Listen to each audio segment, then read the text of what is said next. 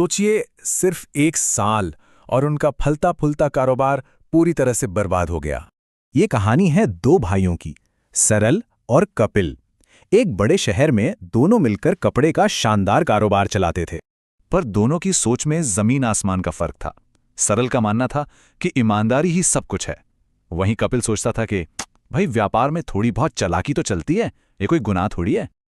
और फिर शहर में पड़ा भयानक सूखा, कपड़ों की मांग आसमान छूने लगी। बस यही वो मौका था जब कपिल की आंखों में लालच चमक उठा।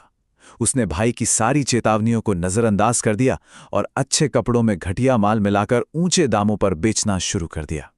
शुरू शुरू में तो पैसा पानी की तरह बरसा, तिजोरियां भर गईं, पर झूठ के पांव कहां होते हैं।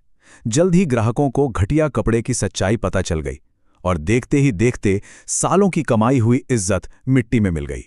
दुकान पर ग्राहकों ने आना ही छोड़ दिया। सब कुछ खत्म हो चुका था। कपिल पूरी तरह टूट चुका था। शर्म से उसकी नजरें झुकी थीं। वो चुपचाप अपने भाई के पास बैठा था। उसे समझ ही नहीं आ रहा था कि आखिर गलती हुई कहां। तब सरल ने बड़े प्यार से उसके कंधे पर हाथ रखा और कहा, सत्य कोई नियम नहीं है, ये तो वो नींव है जिस पर भरोसा खड़ा होता है।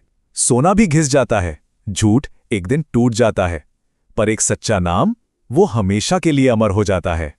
भाई की ये बातें कपिल के दिल में उतर गईं। उसे अपनी गलती का गहरा एहसास हुआ। उस दिन दोनों भाइयों ने मिलकर फिर से शुरुआत की।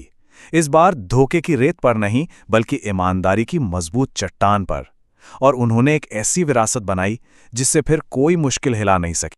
सच बोलो, सच जियो, क्योंकि सत्य ही वो असली धन है जिसे कोई छीन नहीं सकता।